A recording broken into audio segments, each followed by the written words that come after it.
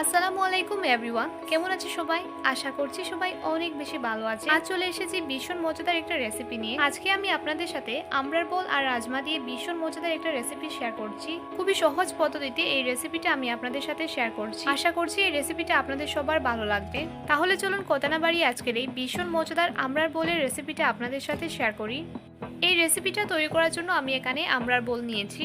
বোলগুলোকে আমি জাটি থেকে ভেঙে এভাবে টুকরো টুকরো করে নিয়েছি। একটা বাটির মধ্যে নিয়েছি আমি কতগুলো রাজমাগুলোকে আমি পানি দিয়ে 3 ঘন্টা ভিজিয়ে রেখেছিলাম। তারপর রাজমা থেকে আমি খোসা ছাড়িয়ে এগুলোকে ধুয়ে ভালো করে পরিষ্কার করে নিয়েছি। চুলোয় একটি কড়াই বসে এর মধ্যে পর্যাপ্ত পরিমাণ পানি দিয়ে দিয়েছি। এখন এর মধ্যে দিয়ে দিলাম খোসা ছাড়িয়ে রাখা রাজমা। এখন চুলোর আঁচ হাই করে দিয়ে রাজমাগুলোকে ভালো করে সেদ্ধ করে নেব।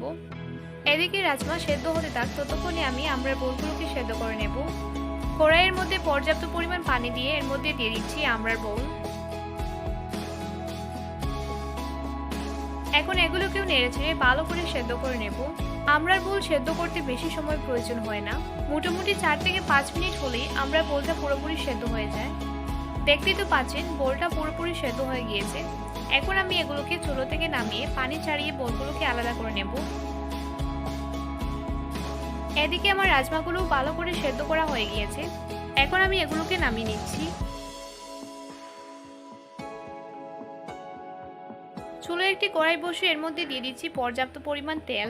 তেলটা গরম হয়ে যাওয়ার পর এর মধ্যে দিয়ে দিচ্ছি 1.5 চা চামচ পরিমাণ পেঁয়াজ বাটা। এখন এই মশলাটাকে ভালো করে নেড়েচেড়ে কষে নিচ্ছি।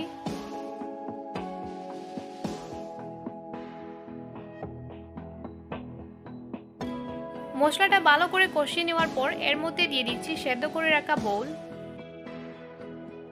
বোল দেওয়ার পর সবকিছুকে একসাথে ভালো করে নেড়েচেড়ে মিশিয়ে নিচ্ছি।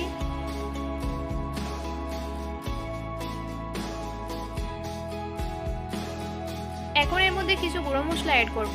দিয়ে দিচ্ছি 1/2 চা চামচ পরিমাণ হলুদ গুঁড়ো, 1 চা চামচ পরিমাণ মরিচের গুঁড়ো, 1/2 চা চামচ পরিমাণ ধনে গুঁড়ো, আর দিয়ে দিচ্ছি স্বাদ অনুযায়ী লবণ। তারপর সবকিছুকে একসাথে ভালো করে নেড়েচেড়ে মিক্স করে কষিয়ে নিচ্ছি।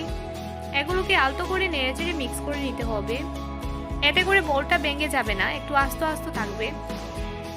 সবকিছু ভালো করে নেড়েচেড়ে কষিয়ে নেওয়ার পর এর মধ্যে দিয়ে দিচ্ছি সেদ্ধ করে রাখা রাজমা। আমি কিন্তু সেদ্ধ করে রাখা রাজমার পানিটা ফেলে দেইনি, একসাথে সেদ্ধ করে রাখা রাজমা আর পানিটা দিয়ে দিলাম। তারপর সবকিছুকে আবারও একসাথে ভালো করে নেড়েচেড়ে মিশিয়ে নিচ্ছি। এখন এর মধ্যে দিয়ে দিচ্ছি ভেজে রাখা চিংড়ি মাছ। এই রেসিপিটা রান্না করার সময় যদি চিংড়ি মাছ দিয়ে রান্না করা হয় তাহলে খেতে ভীষণই ভালো লাগে। আপনারা চাইলে এখানে যে কোনো ধরনের ছোট মাছ দিতে পারেন, তবে আমার কাছে চিংড়ি মাছ দিয়ে আমড়ার বোল রান্না করে খেতে ভীষণ ভালো লাগে। দিয়ে দিলাম এর মধ্যে 4 থেকে 5টা কাঁচামরিচ দিয়ে এটাকে 3 থেকে 4 মিনিট ভালো করে ফুটে নিয়েছি।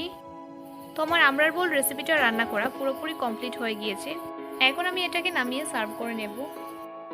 তৈরি হয়ে গেল আজকের ভীষণ মজাদার আমড়ার বোল আর রাজমা দিয়ে একটা রেসিপি। এই রেসিপিটা আপনাদের সবার কাছে কেমন লাগলো অবশ্যই আমাকে কমেন্টস করে জানাবেন। ভালো লাগলে আমার চ্যানেলটা সাবস্ক্রাইব করে পাশে থাকা বেল আইকনে প্রেস করে দেবেন। এতক্ষণ ভিডিও দেখার জন্য সবাইকে অসংখ্য ধন্যবাদ জানিয়ে আজকে এখানেই বিদায় নিচ্ছি। ভালো থাকবেন সবাই, আল্লাহ হাফেজ।